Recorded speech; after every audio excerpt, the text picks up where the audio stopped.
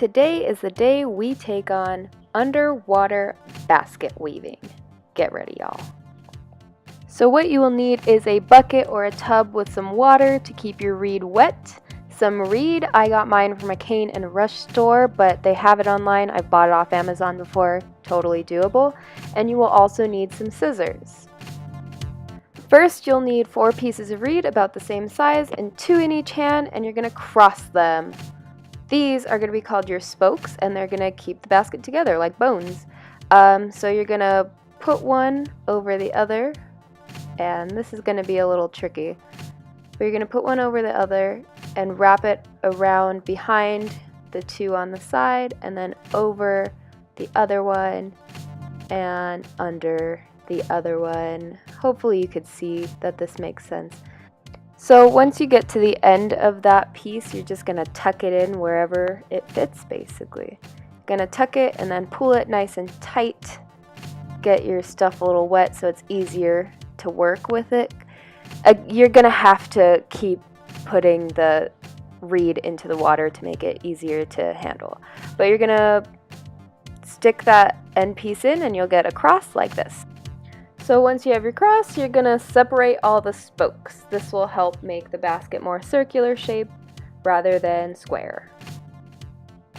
So just a reminder to keep your reed wet so that it doesn't break and it's easier to work with. So now we're going to get a piece of reed and we're just going to poke it in wherever it fits so that we could start weaving with it.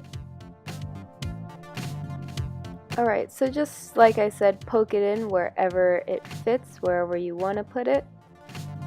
Then we're just going to start weaving with it. So we're going to go over, under, over, under,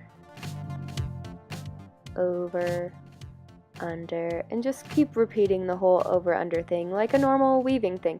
And you're going to want to spread out the spokes because they will kind of try to go back to their places. So spreading them out as you go will kind of get them in the place that they need to be. So just keep going over and under like a normal weaving pattern.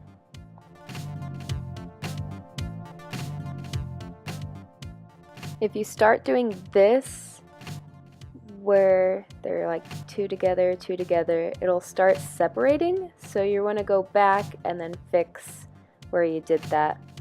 So now I've reached the width that I want my basket to be. So we're still wetting the basket because again you have to keep it wet so it doesn't break. And now we're going to start pushing the spokes upwards, so we're going to start forming the sides.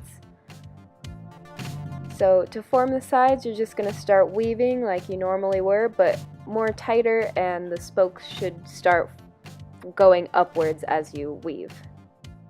Okay, so this weaver that I'm working with is ending, so I have to tuck it in to start weaving in another piece of reed. So you're just going to tuck it in to any place that you think it fits. I just decided to tuck it into this little spot right here. You could just tuck it in and pull it through on the outside, but because I want it to be a little more discreet, I'm going to tuck it in and kind of pull it on the inside of my basket. This is going to be the inside of my basket. So just pull it through, make sure it's nice and tight, and once the basket dries, it'll be fine. It'll stay in place. So just make sure that it's all together, and because I feel like this piece is going to be in the way, so I'm just going to cut it off a little bit.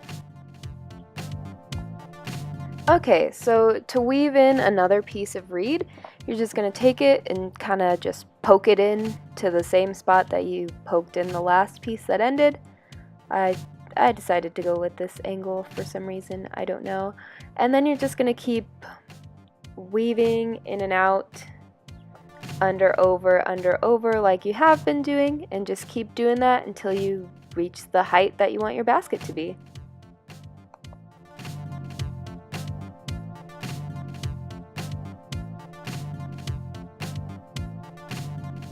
So now I've reached the height that I want my basket to be.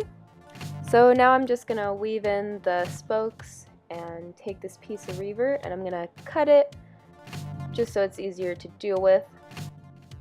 And so for this you're just going to do the same thing as you do with like an ending weaver. You're just going to tuck it in somewhere You don't have to pull it through one piece, you could just tuck it in, have it rest next to a spoke, if that makes sense, as I'll show you. Just kind of push it in. It's a little tricky to do, but anyone can do it. It's easy. So see, that's where my weaver is. The spokes are a little too short for my taste on this, but we're still going to work with them anyway. All you got to do is just kind of take it and loop it and push it into the next spoke over. And just keep doing that for all of them until you reach the end.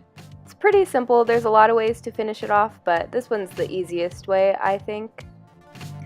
So now that you have all your spokes tucked in, now you have a cute little basket. How easy was that? And it's so adorable. I have a lot of them. I've made a lot of them. I love basket making, so I hope you guys enjoyed this.